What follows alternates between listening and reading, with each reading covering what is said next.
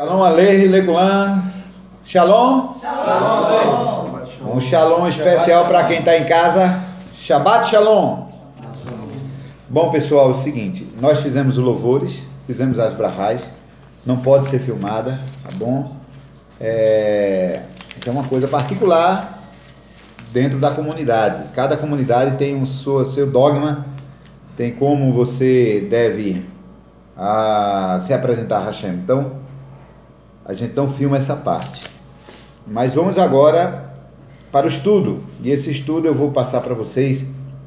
É um estudo referente à serpente. Parte 1, tá certo? São duas partes, ou 3 partes esse estudo. O rabino, pelo rabino Ari Kaham.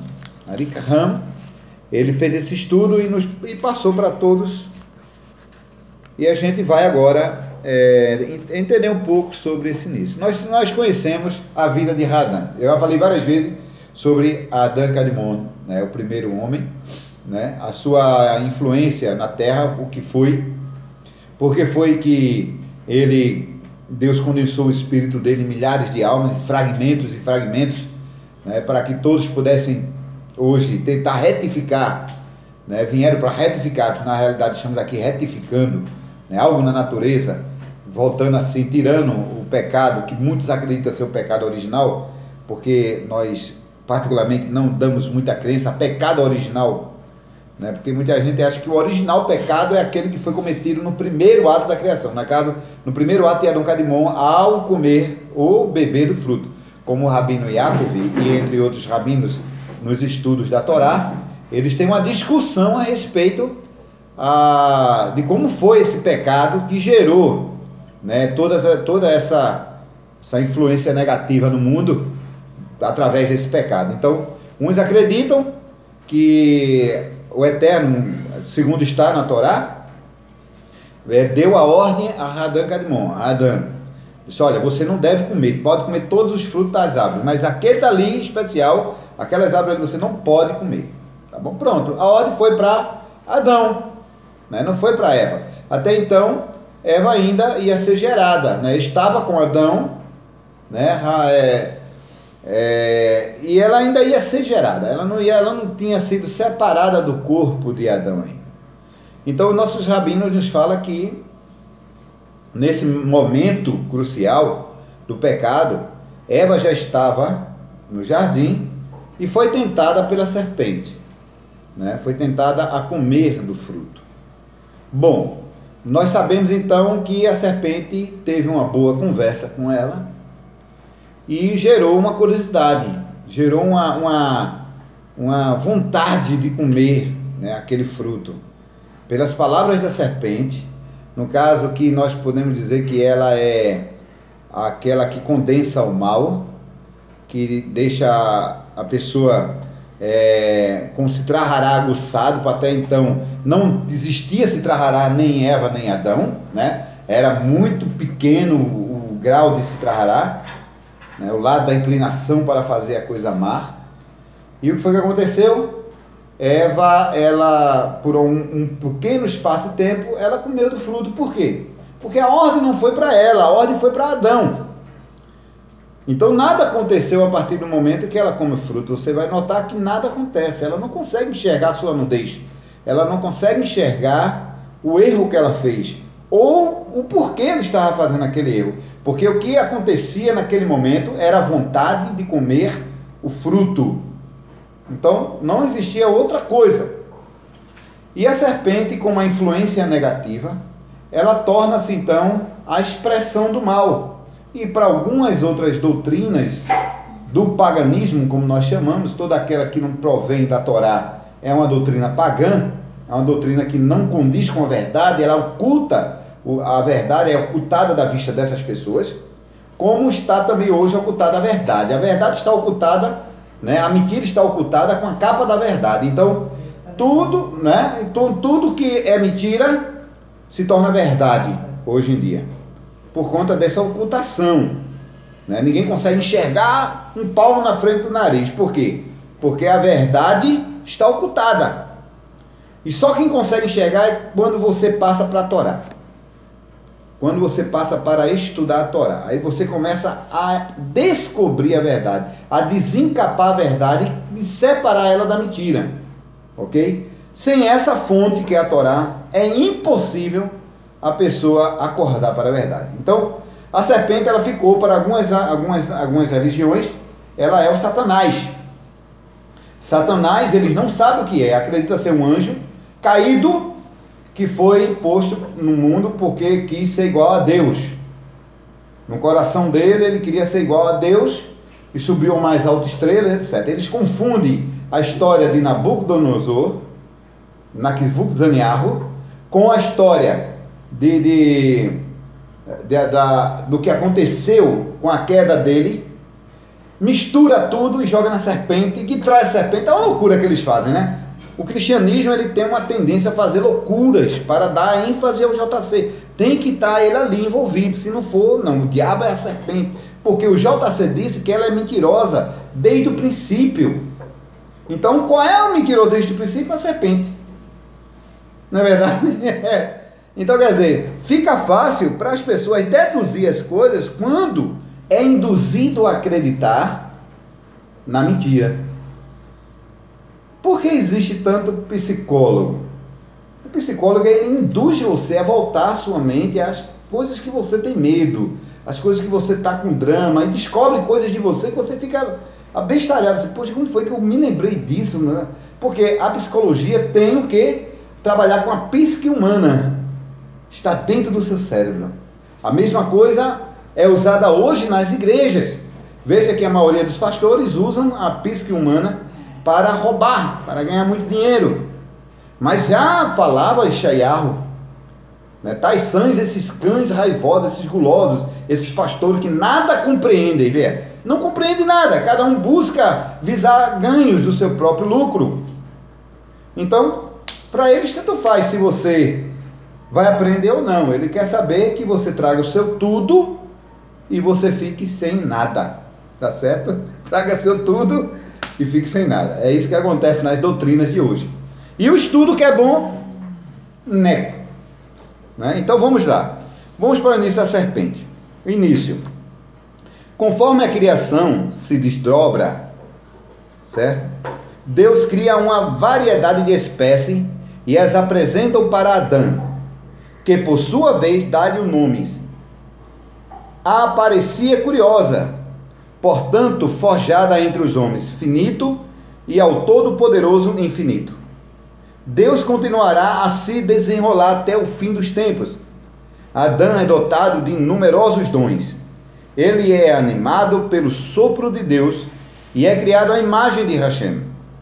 O poder da palavra que lhe foi dado é usado para dar nomes a todos os animais, indicando a capacidade adicional do homem para conceituar e caracterizar, certo?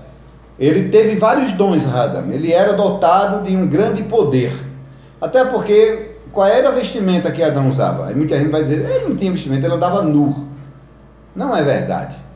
Adão era revestido de glória. Ele tinha um revestimento de poder, de luminosidade de Hashem. Pronto. Aí como é que você prova isso, Shaliá? Muito simples. Você vai ver quando Moshe desceu a montanha, ele conseguia alguém olhar para o rosto dele. Você vai ver na leitura que ninguém conseguia olhar para o rosto de Moshe. Por quê? Porque ele vinha com a glória de Hashem. E Hashem andava com a Adão Kadmon. Então ninguém via nudez nele, nem ele via nudez dele, porque ele era coberto de um envoltório de luz. Tov Meor Hashem, a boa luz de Kadosh Baruch.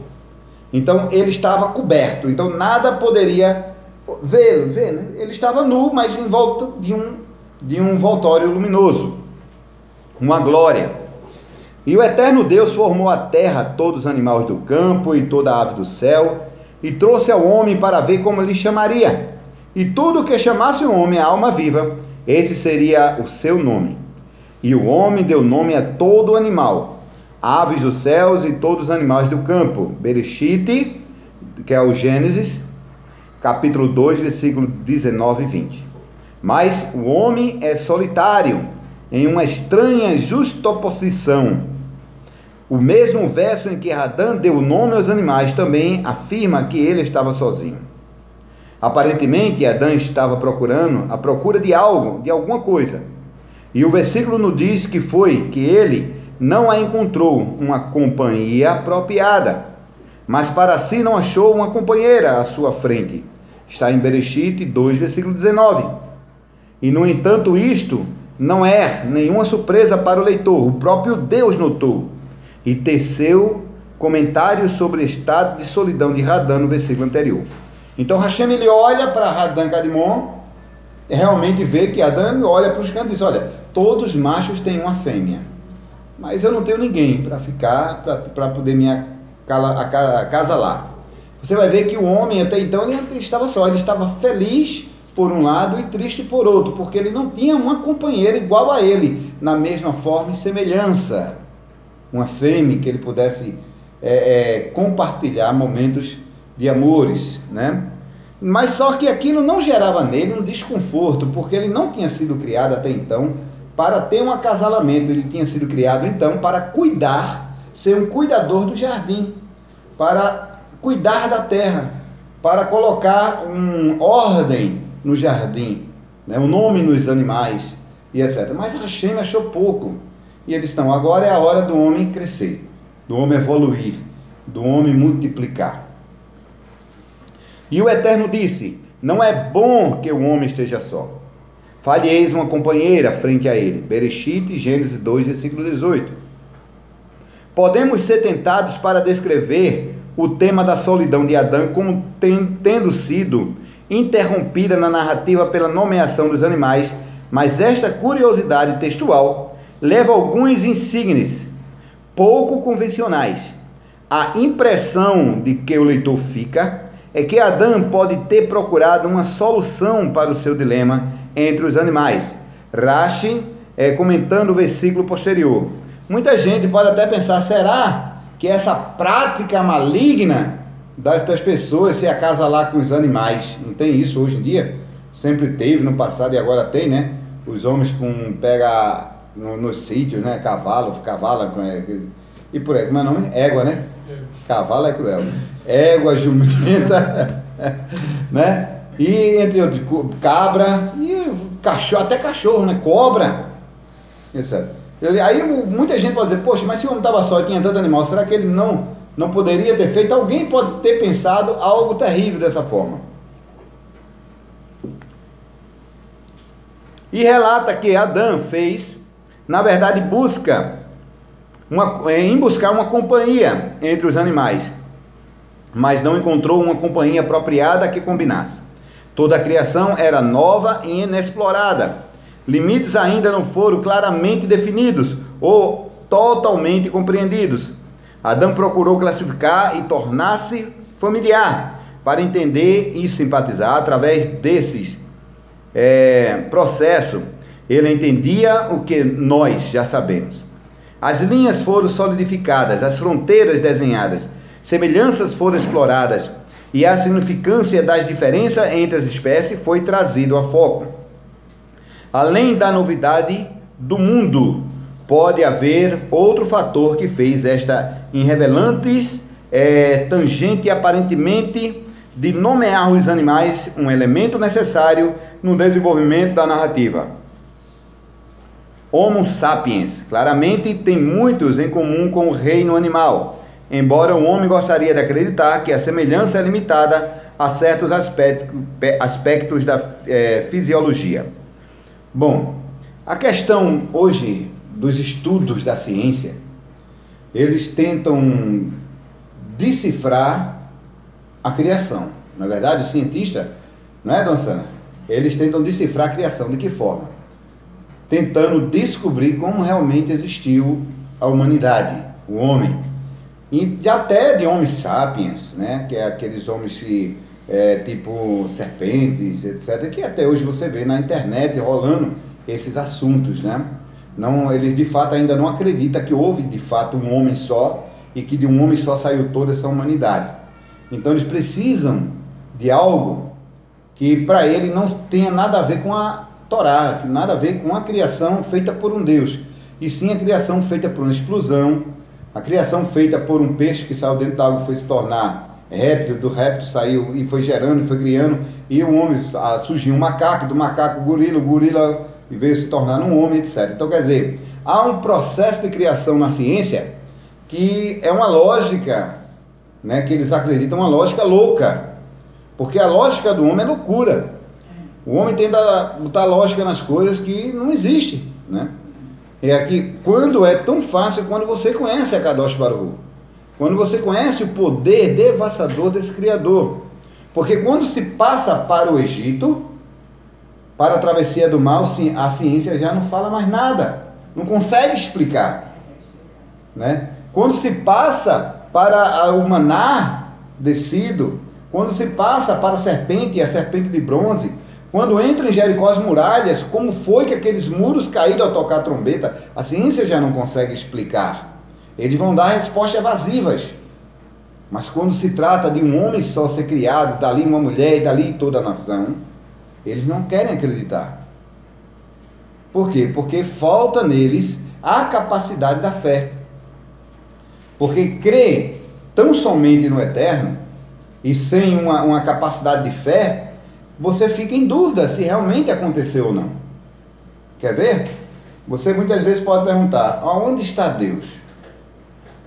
Como assim, Xaliá?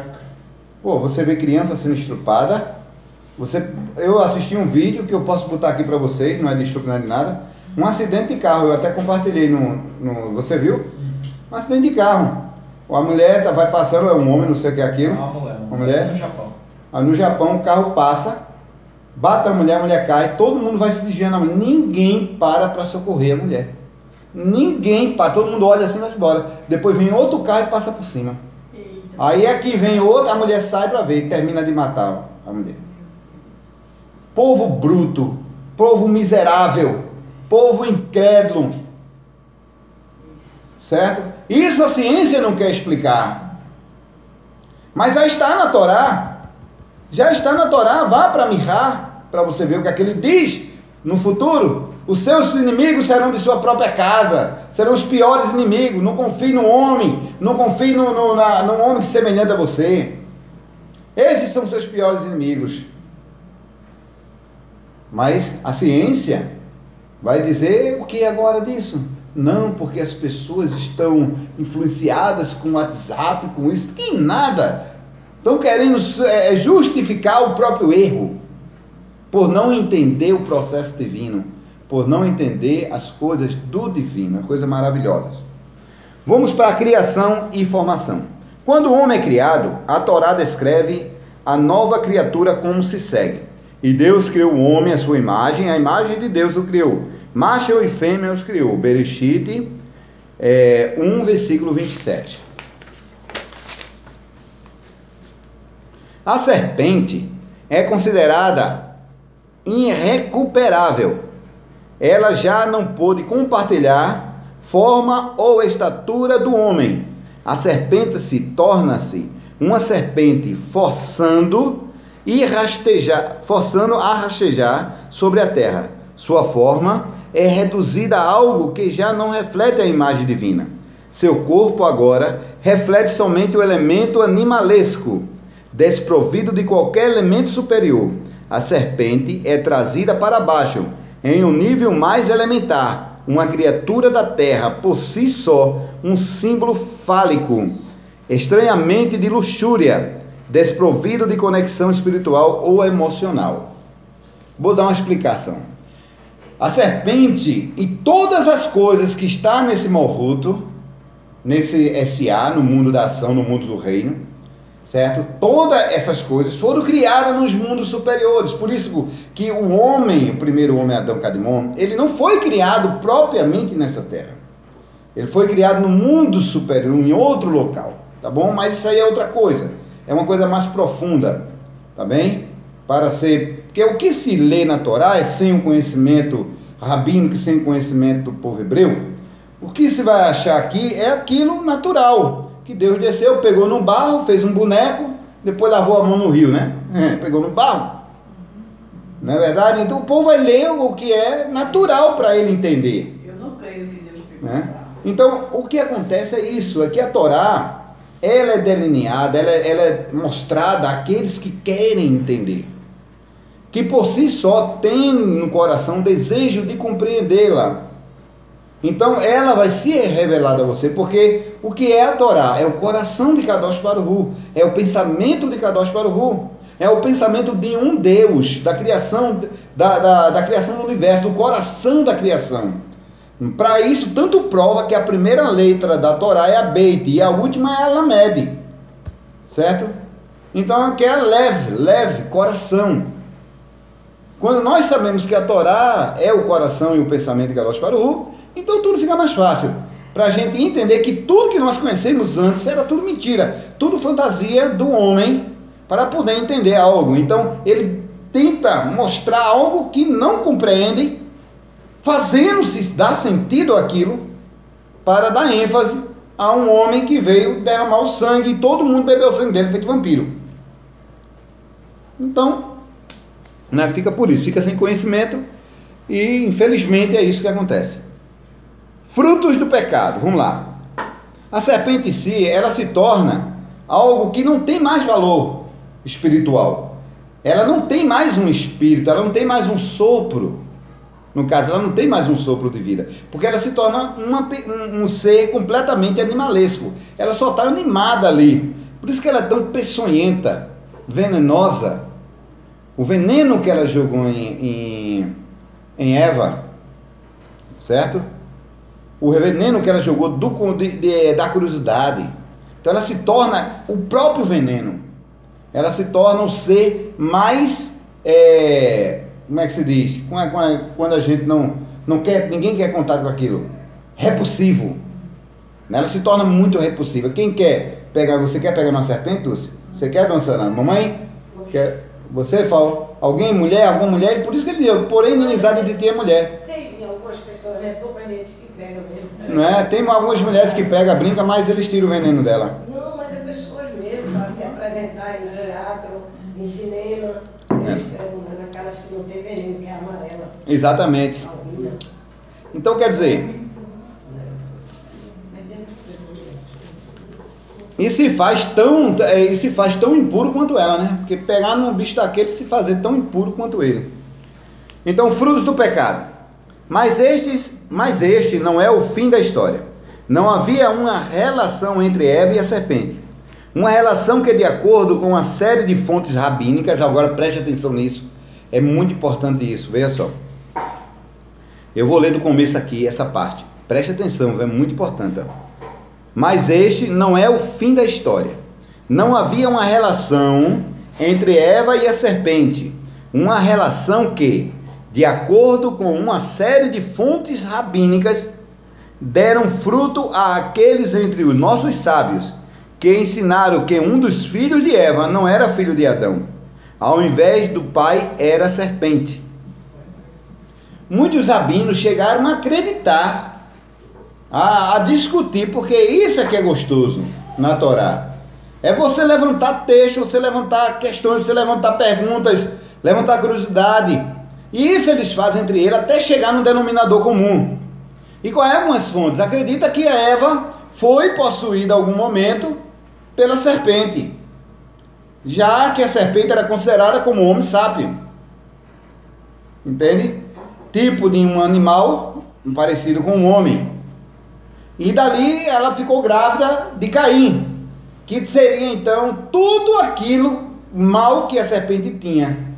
Porque como Caim, como Adão, um homem iluminado, mesmo em pecado, um homem iluminado dele sairia algo tão ruim como Caim.